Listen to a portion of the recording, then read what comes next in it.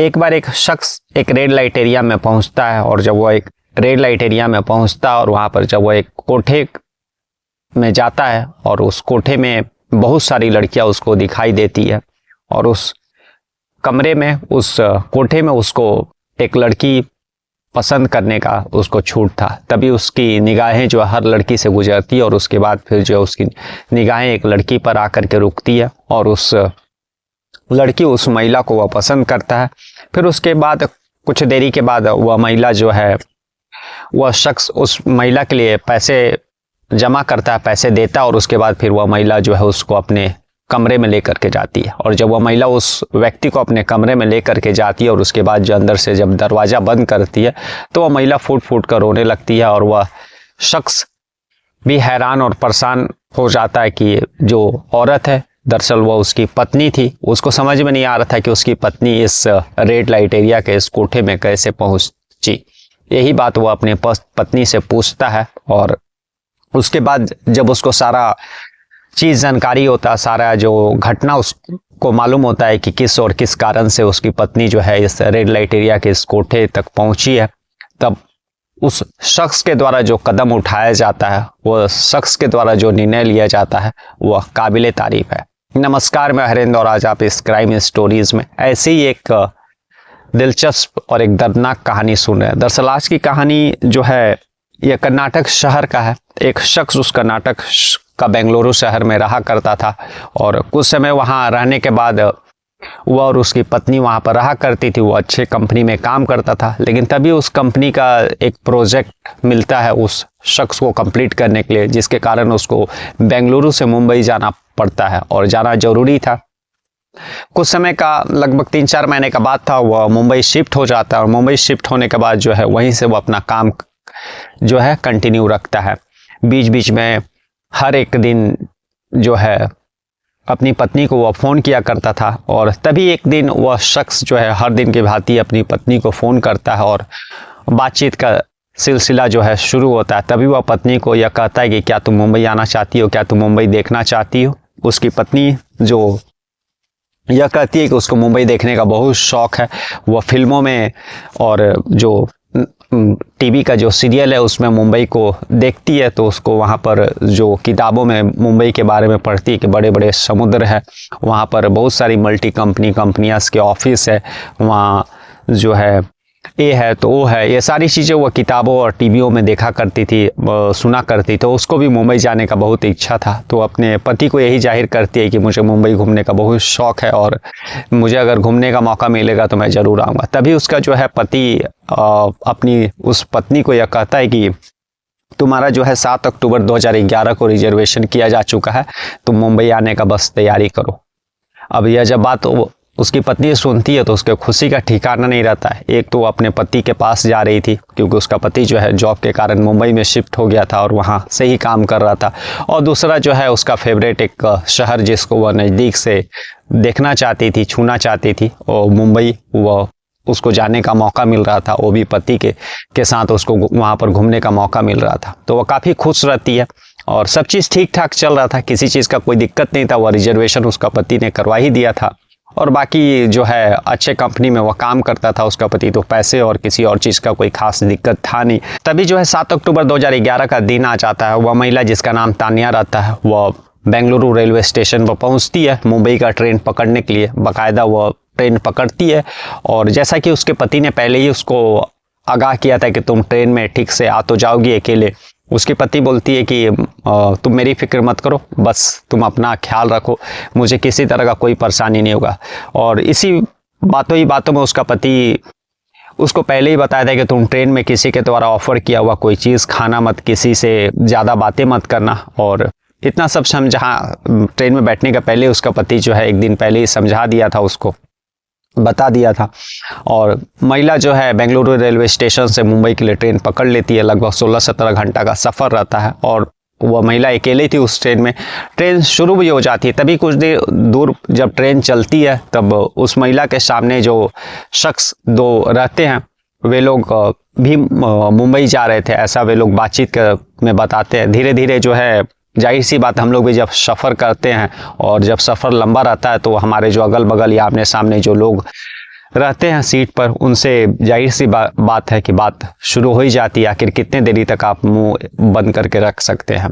तो वह लोग भी जो है महिला से जो है बात करने लगते हैं, और तभी इस बीच जो है उस महिला को उसके पति का फ़ोन आता है और उसका हाल चाल लेता है और बाकायदा आगाह भी करता है कि तुम ट्रेन में बाहरी चीज़ें खाना मत, किसी से ज़्यादा बातें मत करना। यह सारी बातें जब वो अपने पति से बात कर रही थी तो सामने वाला जो दोनों शख्स थे वे भी सुन रहे थे, और उनको यह पता चल जाता है कि यह महिला जो है फर्स्ट दफ़ा जो है मुंबई जा रही है।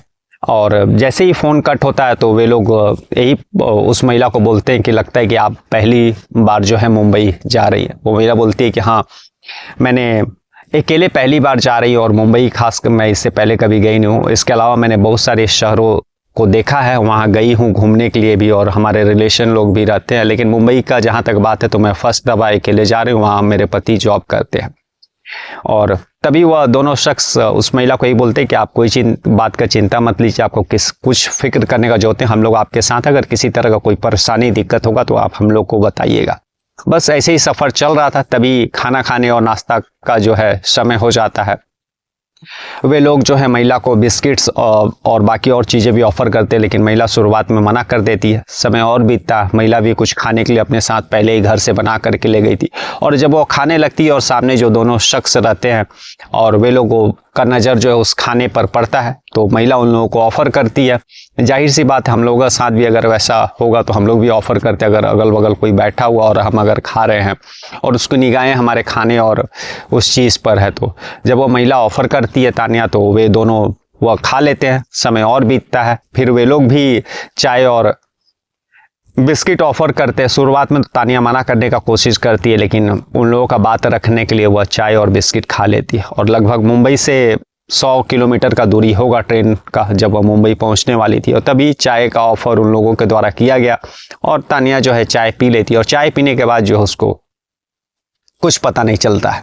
उसके बाद सीधे उसकी नज़रें जो जब खुलती है तो अपने आप को कार में पाती है, और जब कार में पाती है तो वही पूछती है कि मैं कहाँ हूँ, तुम लोग मुझे कहाँ लेकर के आओ। जब इतना आवाज़ निकलता है तो उसके गाल पर एक थापड़ पड़ता है, और यह कहा जाता है कि तुम अपना मुंह बंद रखो, अगर मुंह खोली तो तुम्हारा इससे भी बुरा हाल करेंगे।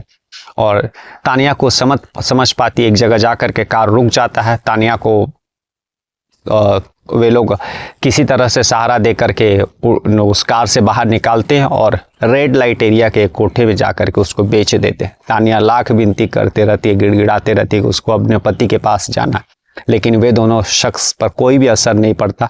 वे लोग उसका जो है उसी कोठे पर उसको बेच करके वहाँ से निकल जाते हैं। अब जो कोठे की मालकिन रहती है, धीरे धीरे समय बीत रहा था, इधर जो है तानिया का हस्बैंड जो रहता है, जब तानिया उसके पास नहीं पहुंचती है तो वह परेशान हो जाता है, बाकायदा उसको कॉल लगाता है, लेकिन उसका फ़ोन भी स्विच ऑफ बताता है। उसके बाद फिर जो वह नज़दीकी पुलिस स्टेशन में जाता है। बाकायदा उसको याद था कि जब वह बेंगलुरु से ट्रेन पकड़ी थी तो उसने तानिया से बात किया था। फिर वो वापस जो है बेंगलुरु रेलवे स्टेशन जाता और फिर वहाँ पर उसका सीसीटीवी में इमेज भी देखता है, और इमेज देखने के बाद उसको कंफर्म होता है कि जो है तानिया जो है वह जो है मुंबई के लिए ट्रेन पकड़ी थी। और यह सारा चीज़ वो अपने पत्नी के बारे में पता करते रहता है, लेकिन कहीं से भी पत्नी का कोई सुराग नहीं मिलता है। और दूसरी तरफ जो है तानिया पर जुल्मों का जो है कहर टूट पड़ता है। उस जो रेड लाइट एरिया के जो कोठे रहते हैं उसकी जो मालकिन रहती है, तानिया पर लगातार जो है जुल्म सितम बढ़ रहा था। उसको काम पर, उस धंधे पर बैठने के लिए लगातार प्रेशर किया जा रहा था, और अंत में तानिया जो है टूट जाती है। और जब पहले ही दिन जब वह उसको धंधा में बैठाया गया, तब एक शख्स आता है और उसको जो है पसंद करता है, और फिर जब तानिया को वह लेकर के उस कमरे में जाता है तो तानिया रोने लगती है, बोलती है कि भैया मैं यहाँ फंस गई हूँ, तुम मेरी मदद करो। और यह सारी बातें सुन करके उस शख्स जो रेड लाइट एरिया में उस कोठे पर जो है समय बिताने के लिए गया था, उसका दिल पसीज जाता है। और फिर जो है वह तानिया को जबकि कुछ भी पता नहीं रहता है कि वह किस जगह पर है, किस स्थान पर है, लेकिन उस शख्स की मदद से वह जो है अपने पति से बात करती है, और फिर उस शख्स के ही मदद से उसके पति को जो है एड्रेस दिया जाता है कि फलना जगह का जो है रेड लाइट एरिया और फलना कोठा नंबर है। और जब उसके पति को यह सारा चीज़ पता चलता है तो पति जो है पुलिस के पास नहीं जाता। उसको डर था कि कहीं अगर पुलिस के पास में गया और जो पुलिस का छापा पड़ा तो कहीं किसी तरह से तानिया को किसी तरह से हानि नहीं पहुंच जाए, कहीं उसको एक जगह से दूसरी जगह गायब नहीं कर दिया जाए। इसीलिए वह तय करता है कि वह खुद ही उस कोठे पर ग्राहक बन करके जाएगा। सारा एड्रेस मिलने के बाद फिर जो है वह अगले दिन उस कोठे पर कस्टमर बन करके जाता है, और जब वह कोठे पर पहुंचता है और फिर अपनी सारी लड़कियां देखता है, लेकिन वह सारी लड़कियों को रिजेक्ट कर देता है। तब जो कोठे की मालकिन रहती है वह और भी लड़कियों को बुलाती है ताकि जो उसका पति गया था उसको पसंद आ जाए। और जब तानिया का वह देख लेता है उसके बाद वह तानिया को पसंद करता है, और फिर तानिया और वो कमरे में जाते हैं। तानिया दरवाज़ा बंद कर देती है, वह फूट फूट कर रोने लगती है, और उसका पति यही बोलता है कि ठीक है, तुमको परेशान होने का ज़रूरत नहीं है, तुमने कोई गलती नहीं की, बल्कि अनजाने में और कुछ इस तरह के गलत लोगों के संपर्क में तुम आई और जिसके कारण तुम यहाँ तक पहुँच गई। उसके बाद उसका पति जो है उसको मालूम था कि उस कोठे से अपने पत्नी को निकालना काफ़ी डिफ़िकल्ट है। इसी के कारण वह जो है उसी कोठे से उस नज़दीकी पुलिस स्टेशन को फ़ोन करता है और सारा वाक़या उसी फ़ोन पर बताता है। उसके बाद पुलिस की एक टीम सारी फोर्स लेकर के उसी कोठे पर उसी कमरे में पहुंचती है और फिर पति और पत्नी दोनों को वहाँ से रिलीज़ करवाती है। तो आज की कहानी यही थी, जिसमें एक पति जिसको यह पता चलता है कि उसकी पत्नी जो एक रेड लाइट एरिया में बेची जा चुकी है और वह धंधे पर बैठ चुकी है, लेकिन उसका पति बाकायदा इतना हिम्मत वाला उस कोठे पर एक कस्टमर बन करके जाता है। और बहुत सारे ऐसे लोग रहते जो अपने पत्नी को दोष देते, लेकिन वो अपने पत्नी को दोष देने के बजाय उसको हिम्मत देता है और फिर पुलिस की मदद से सूझबूझ से अपने पत्नी को वहाँ से रेस्क्यू कराता है। तो जाहिर सी बात है यहाँ पर उसके पति का जो सोच है, उसने जो कदम उठाए वो काबिले तारीफ है। और जो मुंबई पुलिस ने भी जो इस रेस्क्यू में ना केवल उस तानिया को बल्कि उसके साथ और भी कई ऐसी लड़कियां जिसको वहाँ पर बेचा गया था, उन लोगों को भी रेस्क्यू किया गया और उनको सभी को अपने अपने घर बेचा गया। और इसमें जो भी दोषी थे, जो दोनों लड़के थे जिन्होंने तानिया को बला फुसला करके नशीली पदार्थ खिला करके उस कोठे पर उस रेड लाइट एरिया में बेचा था और ना जाने ऐसी कई लड़कियों को उन्होंने बेचा था, उन लोगों को पुलिस खोजती है। उसके बाद गिरफ्तार करके और उस कोठे का जो संचालक थी लेडी, उसको भी गिरफ्तार करके जेल भेजती है। तो आज की कहानी यही थी। कल हम लोग फिर ऐसी किसी कहानी के साथ मिलेंगे। तब तक के लिए नमस्कार, जय हिंद, जय भारत।